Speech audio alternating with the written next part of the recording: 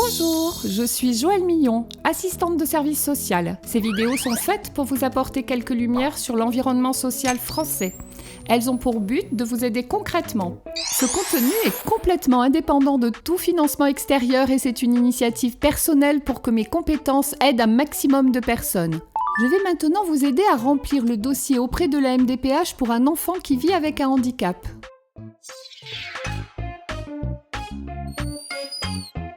Préparons-nous à ce travail sérieux. Le formulaire comporte une première page qui permet d'orienter facilement les parents concernés. Vous avez récupéré le certificat médical auprès de votre médecin. Celui-ci est obligatoire et doit avoir moins de 6 mois. Essayez d'ajouter tous les justificatifs médicaux qui vous paraissent utiles à la compréhension de votre situation, bilan, compte-rendu, etc. Au boulot! La première page vous permet de faire le tri de celles qui vous concernent. Comme il s'agit d'un enfant de moins de 20 ans, vous rayez la partie A4, le dossier D et la partie E3. Dans la partie « Que dois-je remplir ?», vous reconnaîtrez facilement votre situation. À partir de la page 2, pensez à noter nom et prénom tout en bas, ce qui évitera une perte pour le cas où elles seraient séparées au moment de leur étude. Le dossier A. Pour la partie A1, il s'agit bien de l'identité de l'enfant. Partie A2, il s'agit des parents, des représentants légaux. Partie A3, si une assistante sociale ou un proche vous a aidé, notez ses coordonnées. Cela permettra un bon suivi, mais sachez que ce sera à vous de l'informer de la suite donnée, car cette personne ne sera pas destinataire des courriers que vous recevrez. Partie A5. Les cas concernés par le traitement rapide d'une situation sont détaillés dans ce paragraphe, donc c'est clair.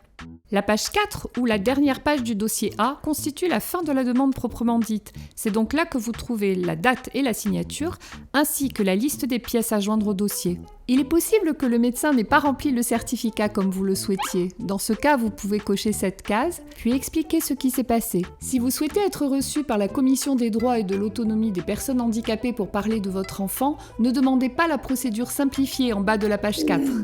Le dossier B, c'est la description de la situation réelle actuelle, puis des besoins de votre enfant.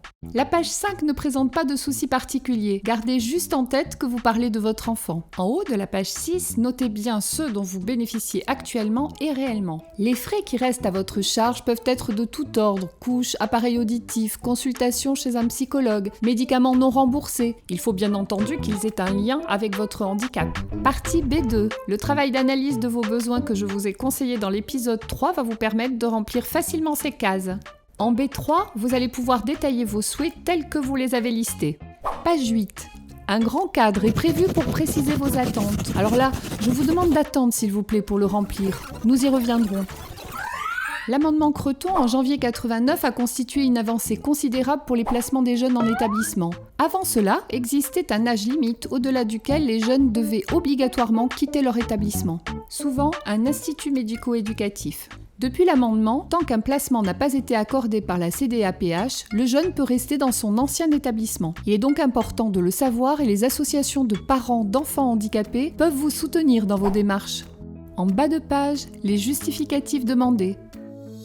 Le dossier C est extrêmement important pour les enfants et les étudiants qui ont besoin d'un soutien. En C1, il s'agit du nom et du type d'établissement, et s'il n'est pas scolarisé, pour quelle raison, et de quel type de formation pour l'étudiant. Viennent ensuite les adaptations dont vous disposez. Enfin, il vous est demandé l'emploi du temps du jeune à remplir avec précision.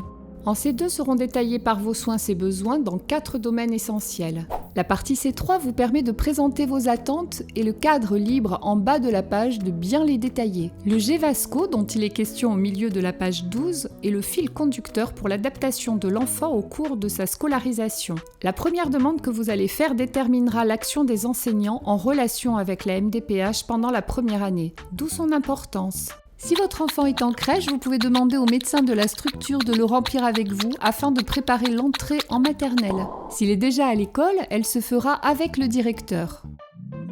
Maintenant, le cœur du dossier. Le dossier E, c'est l'expression de vos demandes. En E1, vous êtes concerné par la partie « Vous avez moins de 20 ans ». Demandez systématiquement l'allocation d'éducation de l'enfant handicapé. La CDAPH déterminera alors le taux d'invalidité et de ce fait, l'ouverture ou non du droit à cette prestation. La PCH, ou prestation de compensation du handicap, permet soit une aide financière ponctuelle dans le cas de l'achat de matériel par exemple, soit une aide régulière pour des dépenses récurrentes non remboursées par la Sécu et ou la complémentaire santé.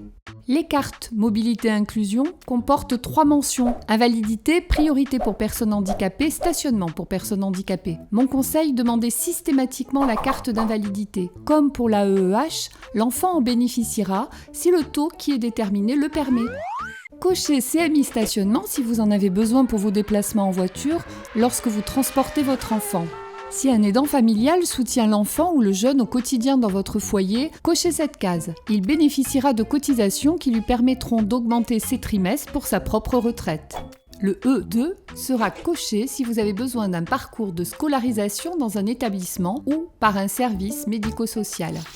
Avec le dossier F, nous sommes arrivés à la fin du formulaire. C'est l'aidant qui le remplit, même s'il n'a pas besoin d'augmenter ses cotisations pour la retraite.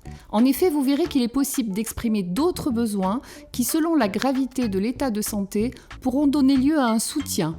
Je vous encourage à le faire.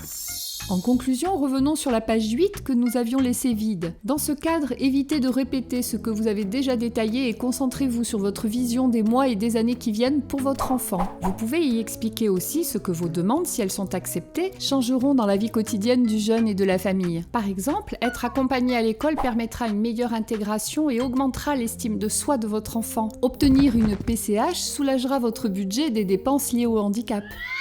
Nous avons maintenant terminé ce dossier. Si vous avez une question, n'hésitez pas à la poser dans les commentaires, j'essaierai d'y répondre. La prochaine fois, nous aborderons les mesures de protection pour majeurs. Abonnez-vous à la chaîne et si ça vous dit, mettez un pouce bleu, ça me fait toujours plaisir. À bientôt!